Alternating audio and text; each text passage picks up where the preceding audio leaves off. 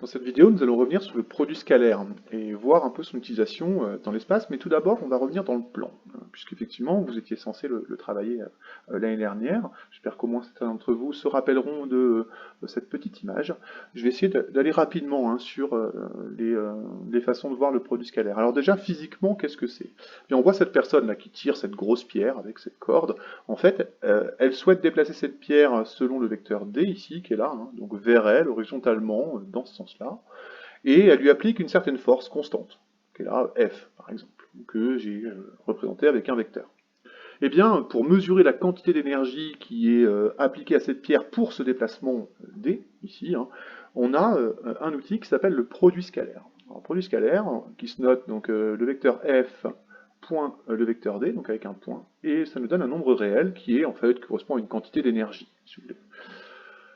Eh bien, intéressons-nous déjà à la façon de calculer ce produit scalaire. Comment on le calcule? Déjà, regardons les paramètres qui sont en jeu. Déjà, si la personne tire moins fort, c'est-à-dire que je vais faire un vecteur f moins long, de normes plus petites, eh bien on voit que le produit scalaire effectivement a diminué.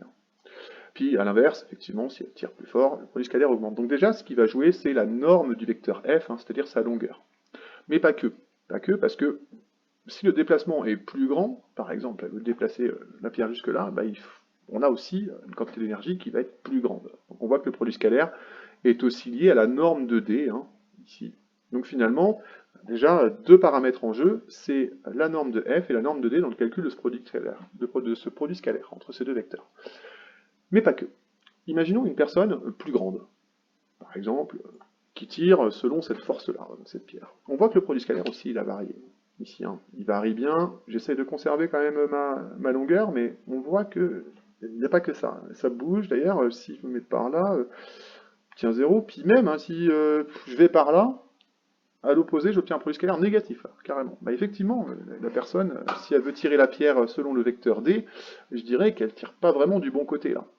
Donc on a un produit scalaire négatif ici. On voit donc ce qui va jouer dans le produit scalaire aussi, c'est pas que la norme de f et la norme de d, mais c'est aussi l'angle entre les deux vecteurs. Effectivement, on voit d'ailleurs un petit cas particulier qui va nous intéresser vraiment pour l'espace. C'est que si on a un angle droit entre mes deux vecteurs, le produit scalaire est nul. Vous voyez? On est quasiment à 0, c'est toute cette droite, puis de l'autre sens aussi.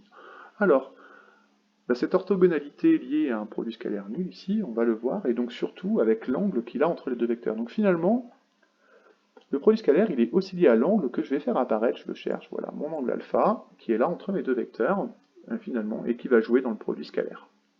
Donc, ça nous donne l'idée d'un premier moyen de calculer ce produit scalaire, c'est ici. On va dire que ça va être notre définition première, si vous voulez. Le produit scalaire entre deux vecteurs, c'est la norme du premier vecteur multipliée par la norme du deuxième, multipliée par le cosinus formé entre ces deux vecteurs. Et on obtient le produit scalaire. Voici une première façon d'avoir le produit scalaire. Bon. Maintenant, il y a d'autres façons de le voir. Si je considère toujours cette personne qui tire cette pierre et qui veut toujours déplacer cette pierre selon le vecteur D, ici. Très bien. Je vais ranger mon angle alpha pour éviter de trop peser mon image. Finalement, en y regardant bien, ce qui va compter dans ce déplacement, c'est la quantité ici, c'est la force qui va être exercée, pardon, selon le vecteur D, surtout, parce que c'est ça qui va compter ici. Si vous voulez, c'est la composante du vecteur F, mais qu'on regarde sur le vecteur D finalement. Ça nous donne l'idée en fait de prendre le point B et de regarder sa composante selon le vecteur D. En fait, de projeter orthogonalement le point B sur la droite OA, c'est la droite qui est supportée, qui est portée par le vecteur D ici. Donc projeter orthogonalement, ça veut dire qu'ici on va tracer une droite perpendiculaire à la droite OA, passant par B. Et puis on regarde le point d'intersection ici qu'on va appeler H. Alors, je l'ai là, ici. Donc avec un angle droit. H, c'est le projeté orthogonal de B sur la droite OA.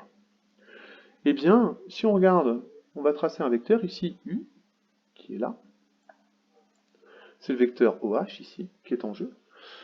Eh bien, on a une nouvelle façon de voir le produit scalaire, c'est que finalement, ce qu'il faut retenir dans le déplacement, c'est que le produit scalaire, finalement, il concerne vraiment la longueur de U avec la longueur de D. Finalement. Alors on fait attention parce que si on n'est pas dans le même sens, ça peut changer. On a un produit scalaire négatif, il faut se rappeler aussi, ici. Et donc on a une seconde, si vous voulez, définition, propriété que je synthétise ici, c'est celle-ci en vert. C'est que le produit scalaire entre D et F, ça peut être aussi vu comme étant le produit scalaire entre D et U, mais surtout, c'est la norme de D, multipliée par la norme de U, alors selon le sens. Je rappelle que c'est valable ici si on tire dans le même sens, la pierre par rapport au vecteur D, mais que si on a un angle obtus, donc non pas aigu, à cette fois vous avez vu l'opposition du signe du produit scalaire. Donc il faut multiplier par moins 1. Ici, il faut prendre l'opposé lorsqu'on a un angle alpha qui est obtus. Voici ici une autre considération du produit scalaire avec, on l'appelle la considération du projeté orthogonal. Ici. Donc une deuxième façon de calculer le produit scalaire, c'est ça, on fait attention au signe ici du produit scalaire dans cette considération. Enfin, on va voir une troisième chose qui va être bien pratique, mais qui ne va être réservée qu'à certains cas, c'est les cas où on a un repère orthonormé. Alors ici, sur GeoGebra, vous avez vu mes deux axes, l'axe d'abscisse, l'axe ordonné, j'ai un repère orthonormé, parce qu'en fait, j'ai deux vecteurs ici, qui forment une base de mon plan, I et J, qui sont orthogonaux entre eux, il y a un angle droit, et ils sont norme 1, de longueur 1 chacun. Donc le repère OIJ est un repère orthonormé. Eh bien, les coordonnées de mes éléments, de mes points ou de mes vecteurs dans ce repère, va nous permettre de calculer d'une autre façon le produit scalaire. Et de façon d'ailleurs bien pratique. En fait, tout simplement, je vais vous afficher directement l'idée. Donc je rappelle bien que c'est si on a un repère orthonormé. Alors pour calculer le produit scalaire, il suffit de prendre l'abscisse du vecteur f, donc le décalage d'abscisse, ici 2,32, multiplié par le décalage d'abscisse du vecteur d, donc ici 4. Donc on fait 2,32 fois 4, plus, pareil pour le décalage ordonné, 2,48 fois 0, alors ici parce que mon vecteur d est comme ceci, on le bougera après. Ça nous donne ce calcul-là dans cette considération, mais ça peut changer, et on obtient bien encore le produit scalaire ici, et là on n'a pas le problème de signe, effectivement, c'est vraiment avec des calculs de coordonnées. Bon, puis c'est valable, effectivement, on avait le dégagage d'abscisse du point A, du vecteur D, pardon, qui était nul, mais là, si je bouge mon point A, on voit bien que cela fonctionne encore. On a une troisième façon donc, de calculer le produit scalaire avec les coordonnées, et celle-ci est vraiment très pratique. Très très pratique. Bien. Il existe une quatrième façon de calculer le produit scalaire, mais ça, j'en parlerai pas dans cette vidéo, sinon ça va être beaucoup trop long à expliquer. En fait, il s'agit de regarder avec les trois longueurs. Si on a la longueur OB, si on a la longueur OA, si on nous donne aussi la longueur AB, eh bien on peut calculer d'une troisième façon, juste avec des longueurs, le produit scalaire, donc juste avec des normes en fait de vecteurs, le produit scalaire.